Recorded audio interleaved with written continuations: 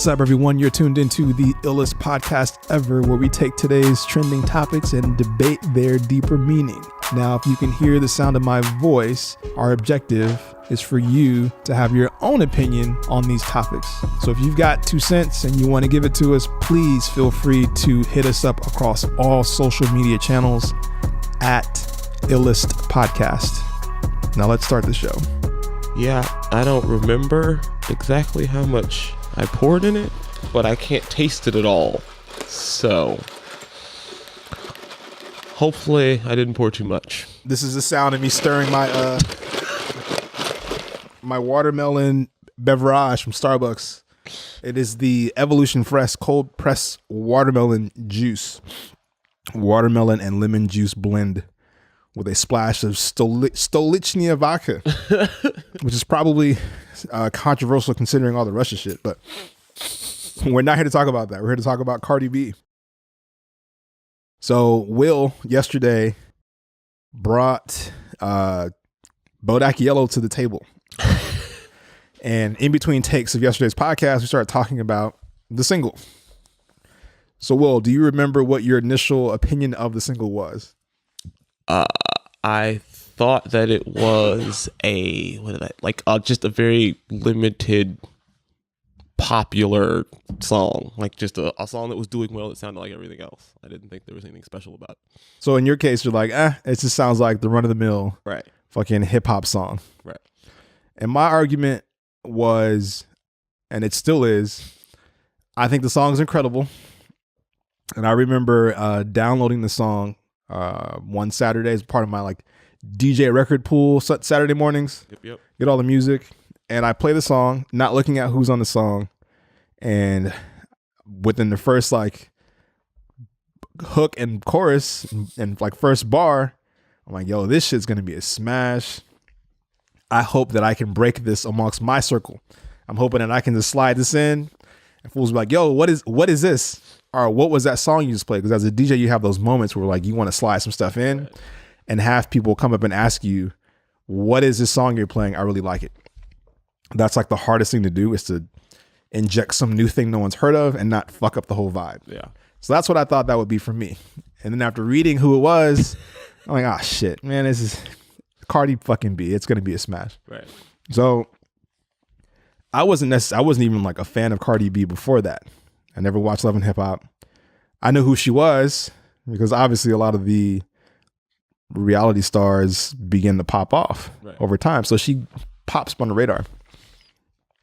But after hearing her talk on previous Breakfast Club interviews, the worst, and then listening to the rhyming scheme on Bodak Yellow relative to the production, relative to all the things, I thought there's no way that person wrote this song. Now, my initial fear in that, and I don't want to get too deep into it, was that if I say that in public, all the feminists are going to come after my throat. So this isn't a feminist thing. No, at least not for you, but that was my thought. I got you. On my radar, I'm like, all the feminists are going to be like, she can't write her own raps. And it wasn't really about that. It was how she speaks in interviews. Well, I mean, based on how she speaks, I'm surprised she can write at all.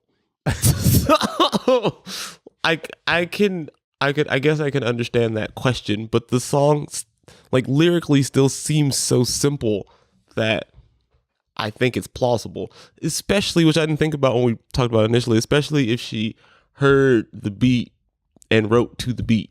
I don't know that she, just had Bodak Yellow written out in the pad. One day these words came to her in this order and in that cadence. But if you sit down with the beat as an artist, we'll give her that title for now. I feel that she's capable of coming up with that, hearing that over and over and over again. And, based on the things she raps about and has been documented rapping about previously, it falls in line with her catalog and her subject matter. So it seems possible. Okay. So what you're referring to is the subject matter. Right. Correct. By and large. Okay. Which is what's most important to me personally. Subject matter. Right. Okay. Right. I understand that that's not all that matters, and you can have great songs that don't have much subject matter. I've grown to accept that. When we first met, I did not. Didn't support that. I didn't, but I'm older and wiser now. For sure. Now, my thing about why I feel like she didn't write it relative to that is the idea that looking at, and to be fair, I'm an advocate for the song. I think it's funny to be an advocate and not think that she wrote it. It's kind of weird. Generally, if you were an advocate, you would think that she wrote it because there's no other controversy saying that she didn't. Well, I think once you reach a certain status, once a song reaches a certain status, once it leaves our hip hop atmosphere, right, then it matters less. True. Right? So in rap, we care who it only wrote matters in hip hop. It only matters in hip hop. In all other genres, no one cares. Do you think people would care in hip hop if Cardi B did not write her lyrics?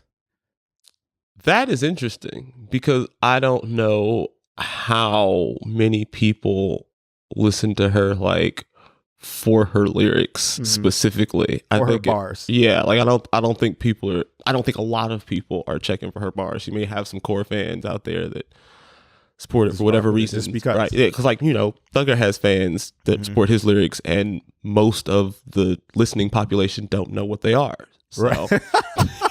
We're referring to Young Thug, by the way, if that wasn't obvious. Right. So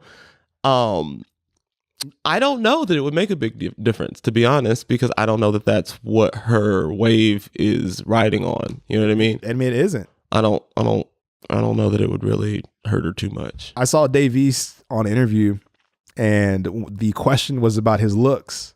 So his looks have played a prominent part in his rise. Okay. Because a lot of women like the way he's an attractive guy. Okay. So he was on record saying, like, I run into a lot of people who couldn't name one of my songs, but they know me based upon my Instagram or my appearance. So a lot of his female supporters are supporting him because they think he's attractive. All right. And I think the same rules may apply for Cardi B.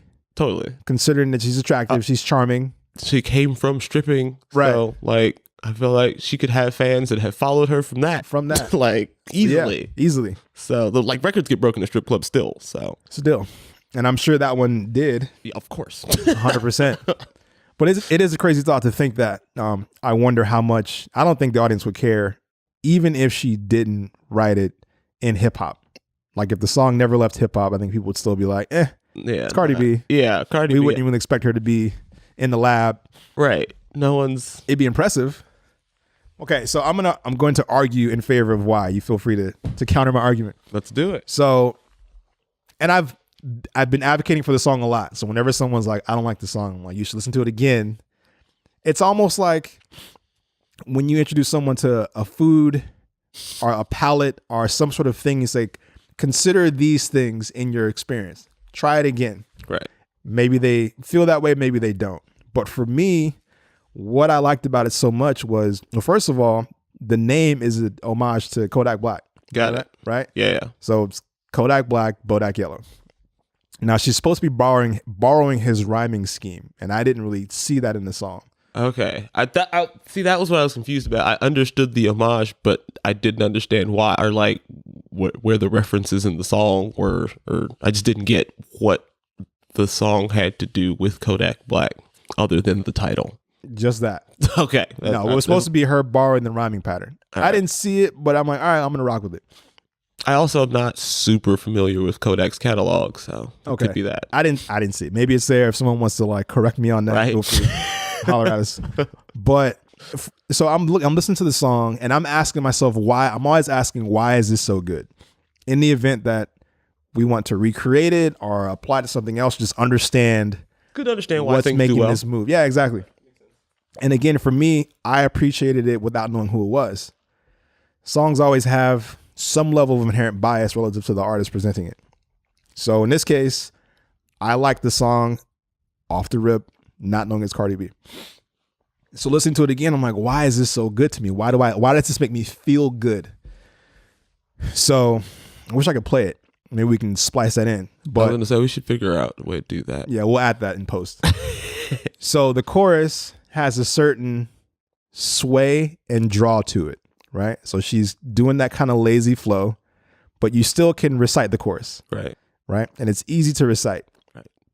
And it's something that like you can dance to. Yeah, speaks to males and females. Yeah, sounds good. You rock to it, right? And it's just chill. The verses usually like on the fourth or the eighth bar, her rhyming scheme changes. right. So she goes into like a double time flow. It picks up Yes. steam twice. I caught it twice. You said it was 3 times. I didn't listen as much as I would have liked, but on the way I did, and I caught it twice heavy, and I was like, that's pretty cool. Yeah. So like it's why you get like you get amped. Yeah. Right. I was in the car like, okay, all right, can't fuck with me. Right. Yeah, exactly. So there's as the verses progress, the song builds and has drama, right? So she goes from like a one pattern to like a double time pattern. The beat kind of elevates. You hear this melody kind of get like climactic, like you're almost holding your breath, like suspense in a movie. 100%. And then there's a release, right? Also, while she may not have like a complicated subject matter, I think the way that she's delivering it does not reflect the way that she talks in public. Right. So for me, that was the part where I was like, I've seen her talk, and there's been studies on being able to identify people's writing relative to how they speak in public. Right. So they've done that for Trump. They're like, how many of his tweets are his based upon what he says in public versus his device, yep, where they came from, blah, blah, blah, right? So unless Cardi B is a savant and the whole thing that she's presenting on TV is like a farce, like a joke, right? She's really a fucking genius. I'm just like, yo, there's no way she wrote this. And it's not a knock to her intelligence. Question though, so like just this song, or you don't think she writes anything? I would, from the things I've heard, right? The other things I've heard, I'd be hard pressed to imagine her writing anything. Okay. Well, see, it probably would have been an important question to ask. I didn't know if you were saying she specifically didn't write that, because that sounds enough like her other songs for me to believe that she wrote it. But if you don't think she wrote any of it, that's a different, you know what I mean? Right. I didn't know where you stood on the rest of her songs. So I don't know. She doesn't have anything so complicated that she couldn't do it though. Like she raps about all the shit she talks about in interviews poorly. You can hear them better because it's digitally mastered, and in an interview it's just raw ratchet speak. Is there anyone who we can think of in rap that has done amazing interviews but sounds mad ignorant? 2 Chainz. I was gonna say 2 Chainz, but Migos. No, I'm just kidding. No. But the thing about 2 Chainz is he walks the line of like dumb bars, brilliant bars very well. You know what I mean? He's the type of dude where like that shit was dumb as hell. Then you think about like, well, maybe not. Maybe it was just a quadruple entendre. Right. You know what I mean? Like right. For whatever reason, I don't know how. I can't put my finger on how he does it, but he is very good at having like blurry bars where you're not sure if it's dumb or if it's brilliant. Right. So him being an eloquent speaker leads me to believe in favor of like them being solid bars because he speaks well. Mm-hmm. But you know, that doesn't necessarily mean anything. But it's I don't know that his bars are dumb enough for me to be shocked that he speaks well. Right? You know what I mean? Like they're not outright simple, whereas Cardi's stuff is pretty outright simple. I don't think it's that simple though. That's the thing, because I feel like for someone like, but you're looking at it as like a whole, like the whole piece of music, and I'm looking at like she doesn't. When you write lyrics, that's all you're writing, especially in rap. Like the arrangement and how things fit and match beats and all that stuff, that's production engineers. There's like a team of people that make that happen. So the nursery rhyme, like 4-bar schemes that are written, sure, she could write that shit. She hands in the bars in crayon on the lined paper to the genius engineers, and they make it sound the way it does when it gets to the radio. Yeah, but I think you're undervaluing the complexities of the song in terms of when a good song is masterfully crafted by a team of people who know what they're doing, like in the same way that like Brandon Rooks was here talking about how Pharrell would like sing the song in Snoop's ear, Right.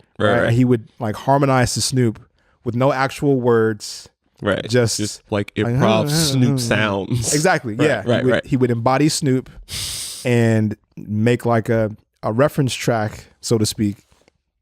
So this is your rhyming pattern, right?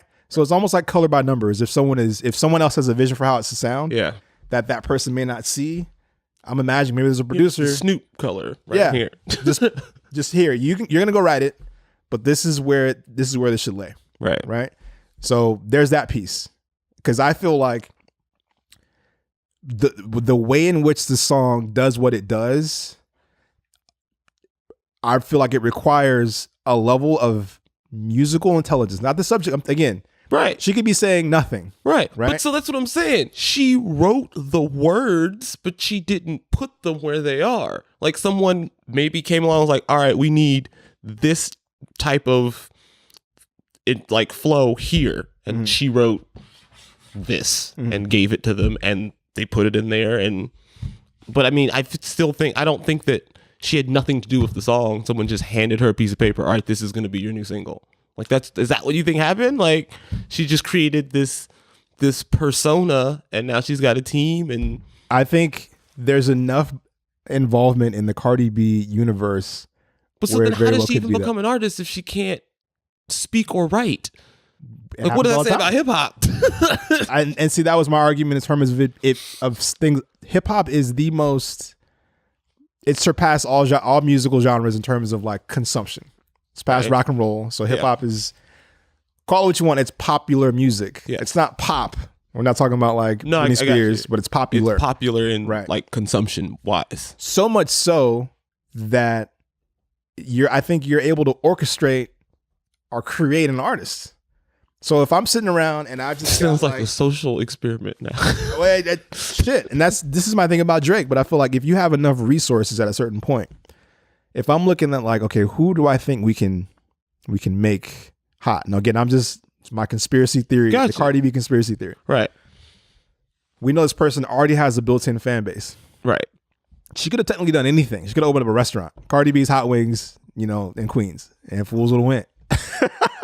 She's a light-skinned Cardi's Wings. You know what I mean? Fools would have fucked with it. But they say, let's try the music thing out. Now, a lot of people have tried to come out of reality TV and do music. Right. Music doesn't work. So it is very possible that she could have been spending her whole life writing music. Right. She could have been stripping in back strip clubs. She could have written her bars. It could have been that. I don't know.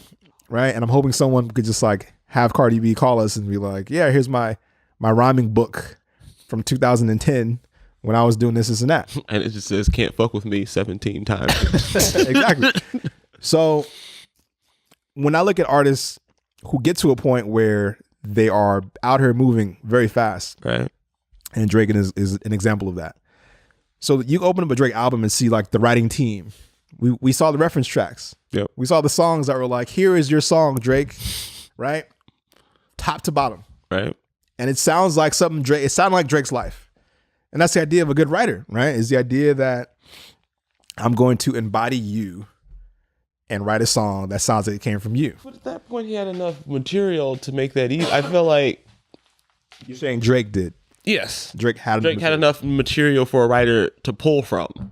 I don't know that Cardi B has enough material at this point for a writer to pull from to emulate her that well. Also, it's...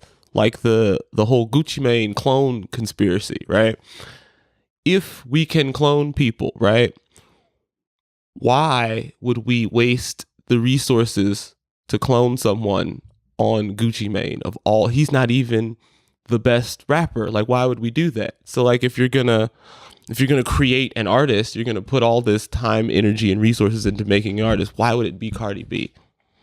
Because I think there's a few things that are working in her advantage against someone else. Because we've seen that it's working. You could just take a normal person that can speak. You could, yeah, but that you have to introduce the world to them, and that's half the battle. People already care about Cardi B. You might not, but if we bring up like young Becky Sims and we have to tell her story all over again, and she has to do press runs, we have to find out why should we care about her. That is an uphill battle. People I don't know why I should care about Cardi B other than she was a stripper. I don't have to know, but I don't think you're part of the audience. That's true. We're talking about like point. The median, like this, the run of the mill person. Okay. So Cardi B already has a fan base. And that may be a flaw in my understanding is I don't understand her fan base. Like I don't know what the people that enjoy her enjoy about her. Well, that's a good question. I think it's a good question, at least in terms of understanding why, right? Because I feel like if I understood that, it would make more sense to me. You still wouldn't like it.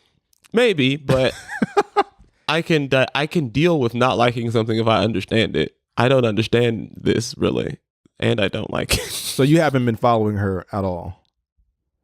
You haven't seen anything about her besides maybe a clip on The Breakfast Club or something else? Yeah, I have vague internet information, like because YouTube, World Star, all that crap. Like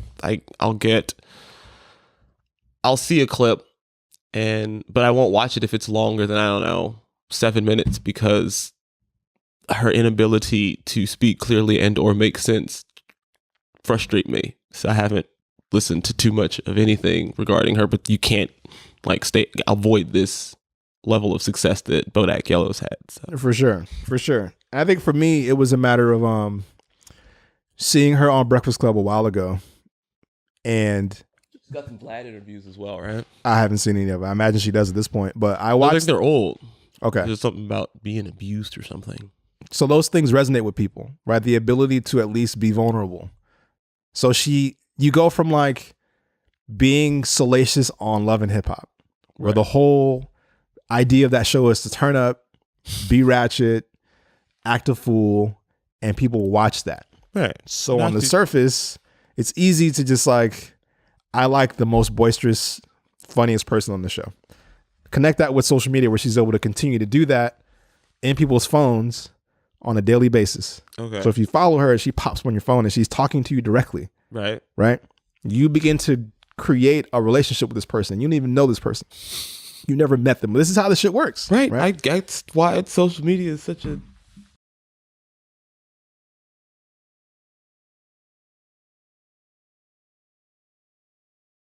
We'll take a break.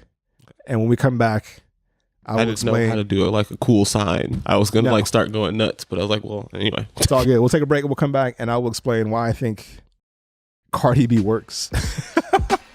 Today's episode of Illest Podcast is brought to you by our podcast hosting providers. Now, if you think you've got the gift of gab, or if you've ever imagined having your own podcast, we can get you started. Head over to illestpodcast.com/start a podcast. Again, that's illestpodcast.com/start a podcast. Let's get back to the show.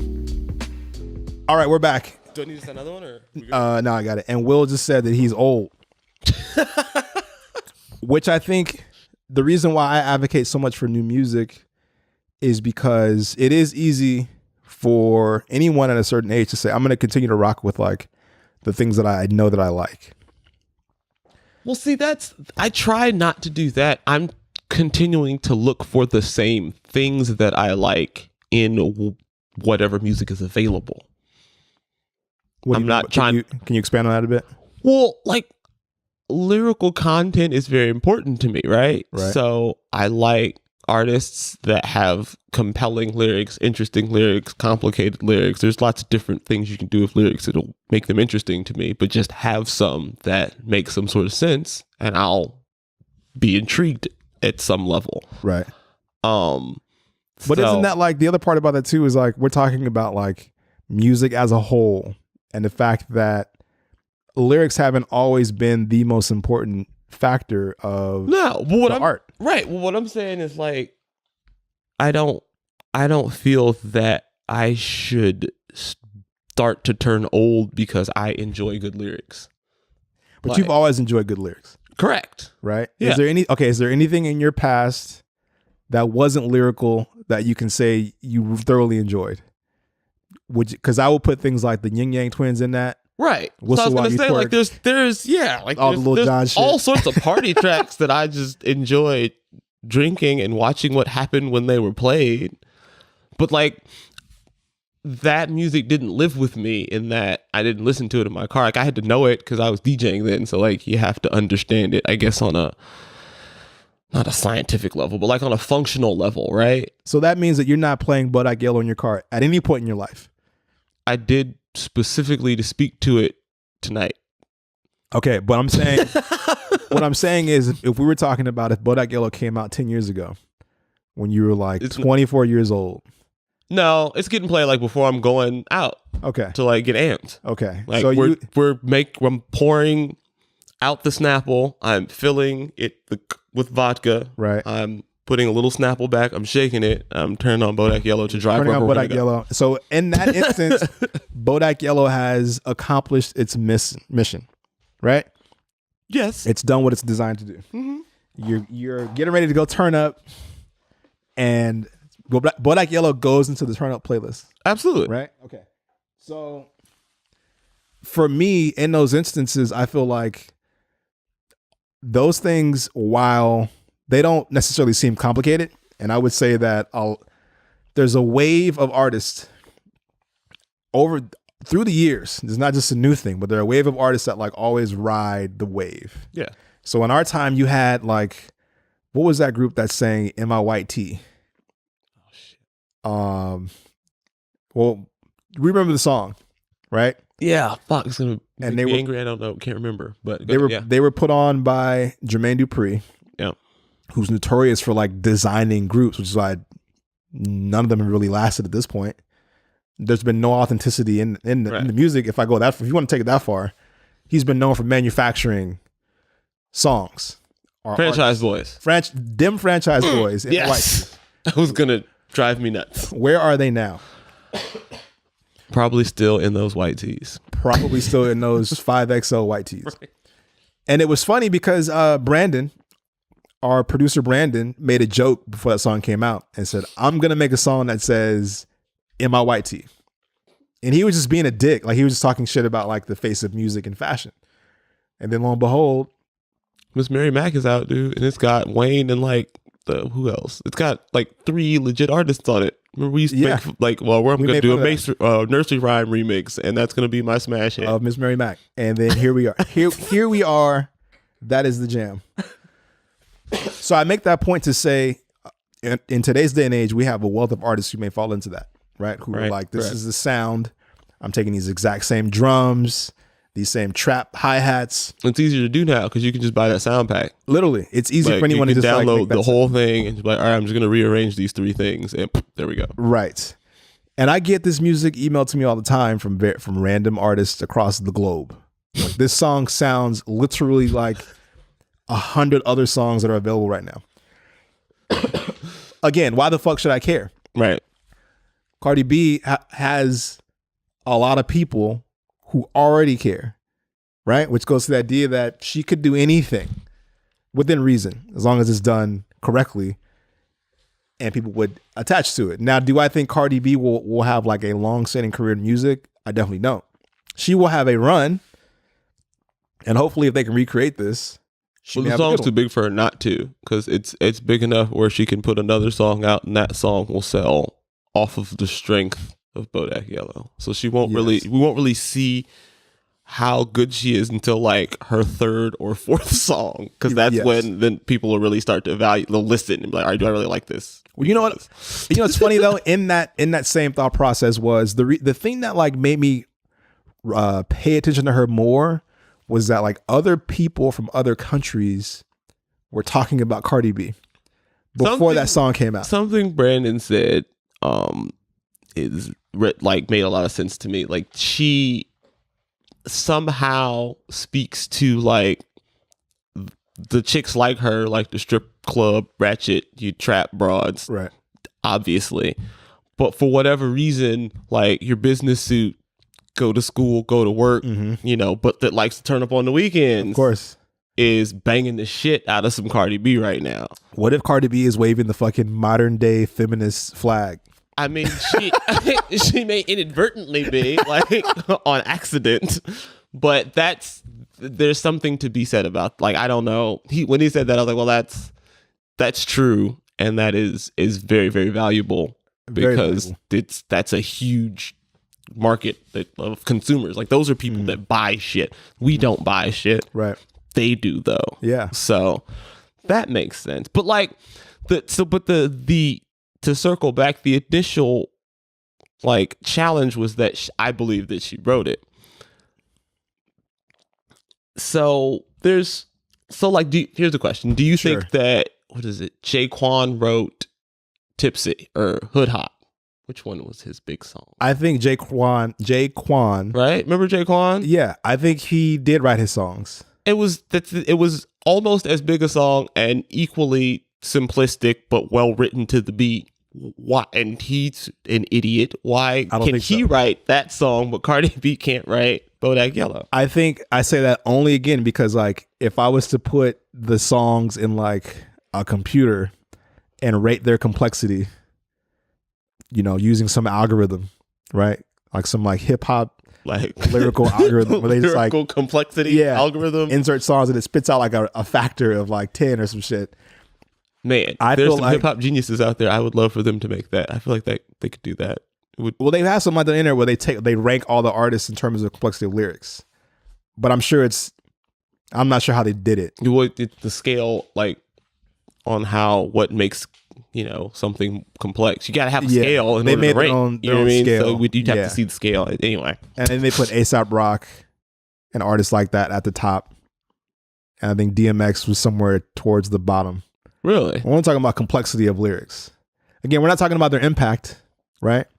We're talking about the ability to manipulate the language. Right. I think it was like Rakim, A$AP Rock, right? Who were writing these songs in a way where they're like, I'm trying to fit all these words into a bar. Yeah. They may not really care how much you vibe to it. No, they didn't at all. Their objective is to command the language. Right. Whereas I feel like a lot of pop artists are we want to make something that you're going to vibe to. That's going to make you feel something. Yeah. Rakim and these cats are like, lyrics. All I care about is these bars. Which is fine, right? My favorites are the ones that do both well, like that blend the two. Of course. Which is rare, though. That's, you know, it's asking a lot. It is rare. It's very rare. And I think it's funny because when you say that, I think the one person who's been able to do that is Drake. Yeah. In terms of that moment where he had to come out with his responses to Meek Mill, where he's just like, I can still rap. It reaffirmed my faith in him being able to rap because I had given up on him. And For sure. I was like, oh, I guess there are still some bars. He still got under those big ass curls you're wearing right now. All right, okay. That's the thing. Fine, gray hair out then. That's definitely the thing is saying like I can still rap. I can still come out here and he did it. He did it. But then Meek bounced back because his wins and losses are solid. Like I was curious as to like what was gonna come of that for me because it was pretty clear L. Definitely. And he just he finally shut up and went home, made his album, and it worked because his album is good. For sure. I like wins and losses more than like views. Granted. Oh, definitely. Like people probably won't agree with that, but I think it's a much stronger album. I haven't liked an actual Drake project in years. I liked, Thank Me Later. Is that the black and bronze where he's like got the That one was amazing. That's the last album. That was like what 4 albums ago. Yeah, I'm just saying that's the last like album like where because Drake initially made like cover to cover like you just put it in like this is awesome. Exactly. And that was the last time that I felt that way about a Drake project. It was one after that. He's had some hits like he's had hits on albums, but like a full good Drake project. Thank Me Later, whatever it was. Thank You Now. I don't remember what it's called, but you know which one I'm talking about. I do. That was the last good one. And it was funny because I was telling people, because I always just like inundate people with music talk when they're not even like trying to talk about it. You have to. It's a must. Gotta keep it. The thing that would come up all the time was like, when does Drake's run come to an end? because everyone's run has to come to an end, right? I think his hip hop run came to an end a while ago. I think it came to an end recently, well, literally because he's no longer on the Billboard Top 100. So Drake had like literally 9 years with some placement on the Top 100. On Top 100. So that means you heard Drake every day on your radio for the last 9 years. Yeah. Either as a feature or somewhere. You heard fucking Drake. Mm-hmm. So I'm like, okay, this is cool, but at some point this comes to an end, and what happens next? Because after that, Drake put out like a couple singles, one of them for the fucking, excuse my French, for the Louis Vuitton fashion show that no one played. Amazing song. Nobody played it. He's got a new song with Trey Songz. Does it, like today now? Yeah. Did not know that. It is amazing. I'm like, this is scorching. Will anyone hear it? There was a point in time where Drake could release a song on his SoundCloud, right? It's like, boop, just at midnight. And the internets would go ape shit the next day on whatever the new Drake song was. They had alerts on their phone like, new Drake. And the blogger spree would just run with that. But this time I feel like that's coming to a close. And I always wonder what happens next. So like Cardi B, to keep her in the thread, I think Cardi B could have never had a song as big as Bodak Yellow got. And she still could have continued to make music, do appearances, and had a very lucrative career in music. Locally, I would know about her. Probably not. Without Bodak Yellow, I would not know. No, I would I would know her name. But you're not part of that target audience. Right. But like, you're not buying a Cardi B concert ticket now or ever. No. So they don't have to if I'm designing my marketing plan, 35-year-old African-American male with 2 kids is not in that scheme. There's no marketing plan for that. I'm going for 16, 18, 21, 25, 29, maybe. Right. Female, male, X, Y, and Z. That doesn't mean she didn't write it.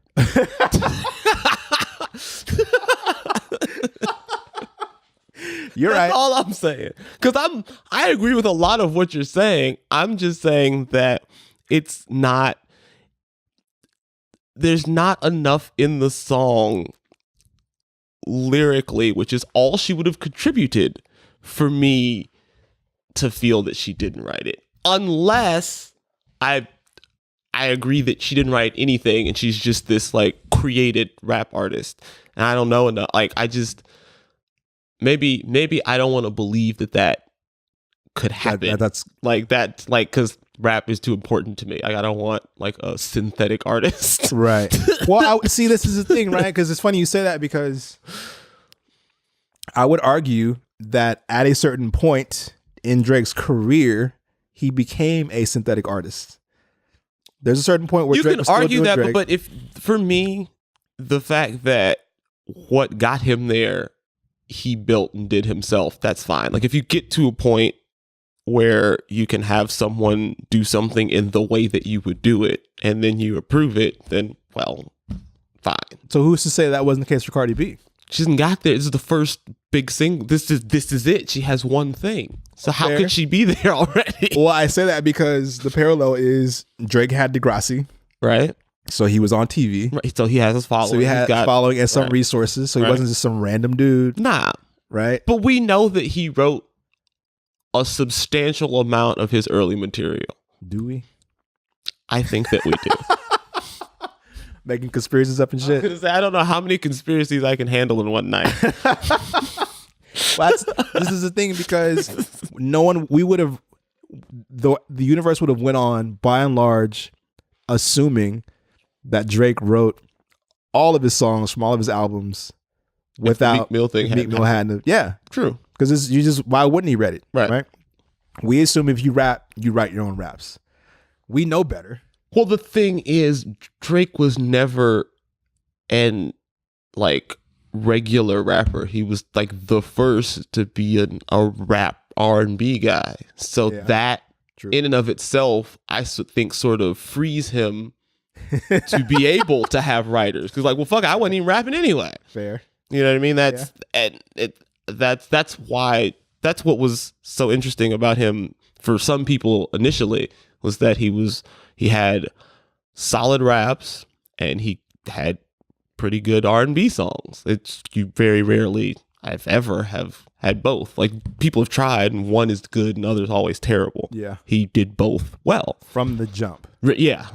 Like that's what established him. Like, hey, look, I can do both of these things, guys. On the same song. Exactly. Like on the same album, I've got half raps and half like get the sheets wet. You know what I mean? Like, and when have you ever had an album like that? It's been, I don't remember. But because everyone knows no one writes any of it, well, very few R&B artists write anything. They just show up like, all right, what am I singing today? Right. That knowing that is a fact in that landscape, I think gives him a little wiggle room. Whereas just a regular straight rapper has none because it's based all on authenticity. Like, this is my story. I wrote about my story, myself. This is how I got here on the strength of me. That's at least initially what hip hop was about. I think it still is. And it's funny because they tried to manufacture Iggy Azalea. Yeah. We see where that went. And that failed horribly. Right. Everyone saw her as something that they could manufacture. And she thought the same. And there's stories of her trying to really embody the culture. But along the way, a lot of things were set up against her. Yeah. Right. Or it didn't work out for her. But she tried to be manufactured. Well, she didn't have enough. Like, I don't know what her backstory was. Like, Cardi B's got some background. Mm-hmm. What was the other example? All the other examples have had some sort of background. Something they brought. Iggy just sort of, poof, here's this thick white girl that should sound one way, but raps totally the opposite. Figure that out. So while the masses were figuring that out, here's this perfectly constructed song for you to like. It's made in a way that you're going to like. While you try and figure out this enigma we've created, here's a song. So that song did great. And then after that, she had no substance. She didn't know how to rap. And people started investigating because they were interested. And there was nothing to be found. So now she's disappeared because it was hollow to begin with. Well, I think in her case, there's also some like lack of respect for the culture. Right. That also like destroyed her. If she had any respect for the culture, she would have tried to learn how to rap a little bit. Yeah, that's true. But I feel like from what I read about her story, she took rap very seriously. But everyone she was working with did not think she could actually be marketed as a white female in a largely black. Right, but if she took it seriously, how come she didn't ever do it? And during this process of her like career, there's all that footage of her just like jibber jabbering. She had, when I first saw her, it was before Fancy. Okay. And she did a mixtape that was, she was rapping, and it was like raunchy. Right, because her and YG started like to bubble around the same time. And something, because he had Toot and Boot It and then disappeared and then managed to come back. She had whatever she had, disappeared and managed to come back with Fancy. So I guess I don't know what any of that sounded like. And I guess I at least heard YG's song. Right. So I know that existed and it had some sort of following because I heard of it. I just didn't listen to it. I think she destroyed herself through social media. Really, through being on Twitter. Oh, she did do a lot. Yeah, so she would just mouth off on Twitter and like the internet, the godfathers of the culture, who really would have propped her up if she was of the culture. True. She fought them. Yeah. So in any situation where you no one has done that, right? Other than her, no one's done that. Maybe somebody like Lil Yachty would go on and say some stupid shit like, but not anything too. He didn't say anything too crazy. I haven't heard him say anything. Not directed at anyone. He said shit like, "I don't listen to Biggie. I never listen to Pac." Right, but I mean, Fetty Wap said that, and I feel like I respect them for saying that. Like, you're young. I understand that is dated music for you, and you don't make that type of rap. So to be honest and be like, I didn't listen to it, I can tell. Right. Fine. Okay, so what did you think? Color your braids red and rap about whatever. Did you have any opinions on LeVar Ball saying no one listens to Nas? Did you hear about that? And if you did hear about it, what's your take on it?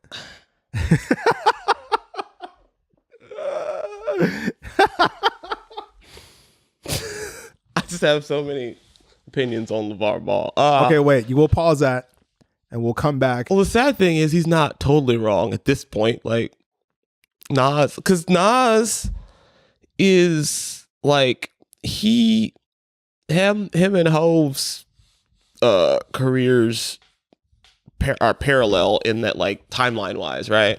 And Hov, as big and successful and much as he is on top of hip hop, people are trying not to listen to him. You know what I mean? So like deliberately. Exactly. Yeah. So to say that no one listens to Nas now, probably not.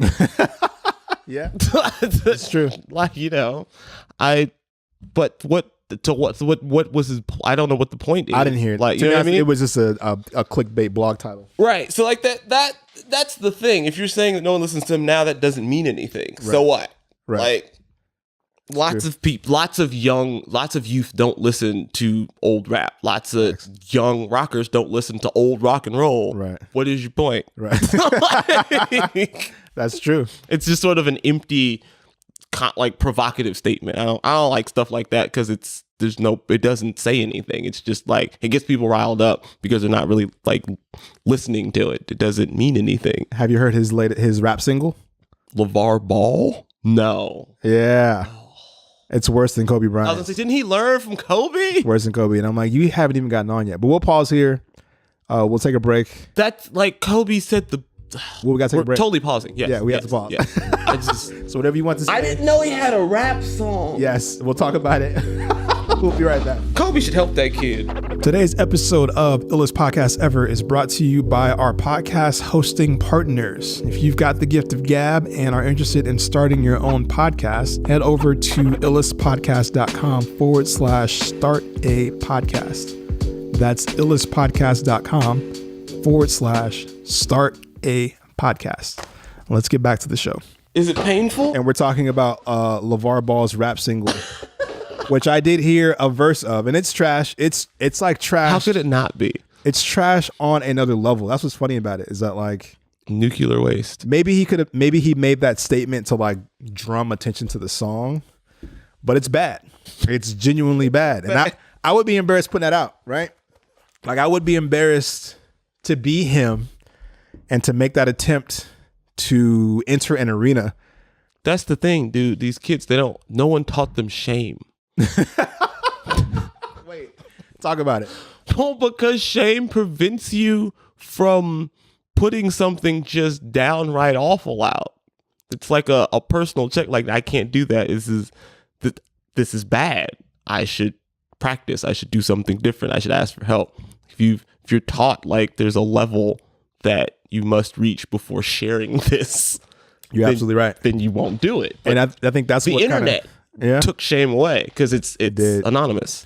But it's also like an immediate feedback loop. The idea of you put something out and people can tell you it sucks. Well, but you wouldn't do that if it wasn't anonymous. Like like you use the feedback loop because it doesn't stick to you. You just create a username, put it out there. That sucked. Whatever. I'll change my new username, put some new shit out, and keep doing that till it's good. You don't have to really deal with the fact that, like, you made something bad.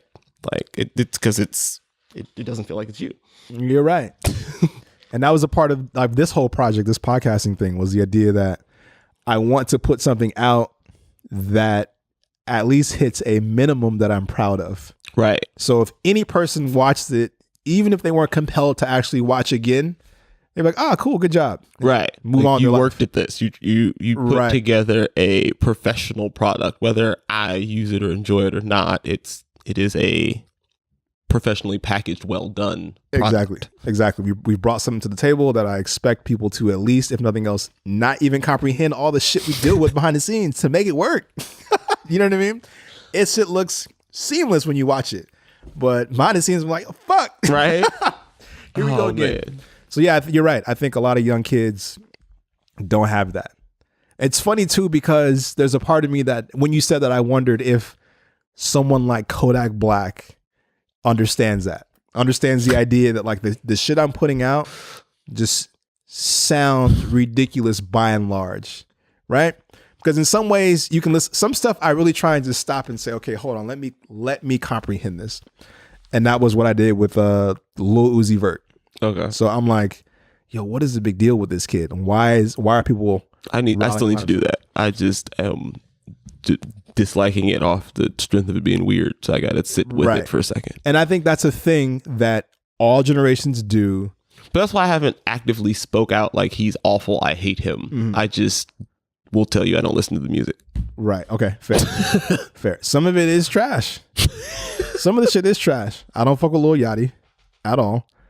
Musically speaking, I like him as a person. That's the thing. Right. I can't stand his music, but I enjoyed the interviews he did. Like when he was doing those interview runs. Definitely. I thought that he spoke much better than any of the music he's ever made. Oh, like, for sure. He should just do interviews. But I mean, I guess if he did do the weird music, he wouldn't have anything to talk about. So, yeah, exactly. I guess you got to put that out there. But I'd rather listen to his interviews and his album. For sure. His interviews are very compelling. Yes, absolutely. He's shockingly articulate. He knows what he's talking about. He did not sleep through English. Definitely didn't. Like, wow, this kid knows what he's talking about. Yeah. He knows exactly what he's doing. Right? Like, understands it more so than I think a lot of people at like 19 or 20. I didn't have an understanding of anything I was trying to do. No, not like that. Not like that. So like salute to his plan. I can't stand your music, but your plan and implementation of said plan, you guys are doing it's amazing. Like, for sure. Well done. What's funny about that too is the idea that if a person's trying to do something, you have to do something that is distinctly unique for people to care. Truly. Yeah. Right? Absolutely. So nothing sounds like Lil Yachty. As much as you fucking love it or hate it, to an old person, it all sounds the same. Right. Jay-Z sounds like Lil Yachty. Right. It sounds and like you noise. said, that no one is marketing to, so who cares? No. You So can't, who we're fucking not, cares? we don't. Right. Go away. But as a person who understands the music, you can say, oh, that's Lil Yachty. Right. You know, off rip. Oh, is this a new Lil Yachty song? Oh, okay, cool. And you like it or you don't. So it's crazy because in a lot of ways, if you don't have something else to bring to the table like Cardi B does, where she can make a song like Bodak Yellow, which does ride a lot of the sonic trends of today, excuse me, it's hard to do that, right? So the question I have for you early was like, if Nicki Minaj did Bodak Yellow, like exact same song, right? Someone just handed Nicki Bodak Yellow. How would you feel about it? Unfortunately, I probably would just accept it. Like, oh, another Nicki track. All right. Yeah, that's true. I would just, because the track is good, Right. So what is it about Nicki that gets that acceptance from you? Because to me, Nicki is another artist that established herself as a able writer. Nicki had, as far as I know, Nicki had bars initially From the beginning. right. Yes. So for her to do a Bodak Yellow, I would assume she wrote all the other stuff. Of course she could write this. Right. So I would just accept it. And she's got hits. Like, I feel how you want to feel about her. The numbers don't lie. She's got hits. So Bodak Yellow would just be another hit to add to her belt at this juncture in her career. Right. Now, if she dropped, like if she came out with, like if it was the order that it is for Cardi B for Nicki, it's different. I don't know. Because I wouldn't gotten the wealth of bars first to be like, oh, well, yeah, whatever. So that's hard to say. It is. I don't know. What's crazy too is the idea that an artist like Cardi B, oh shit, here it comes. Oh, I think okay, we're recording during the first earthquake. Oh my goodness. We may feel an aftershock. Right? Damn it. I hope that's not the case because I've been talking about earthquakes for the past week. Why would you do that? All right. Before we feel another earthquake in this building that's definitely not like up to code, we might need to we're gonna shut it down. not continue this. This has been episode 113 of the illest podcast ever, and I full on expect to see you next week. Yes, same Post earthquake or not. So if LA is under fucking water, come next Monday, right? We'll find a way to get we'll broadcast from a drone some kind of way, exactly, from our cell phones. But we will be here. All right, we're done.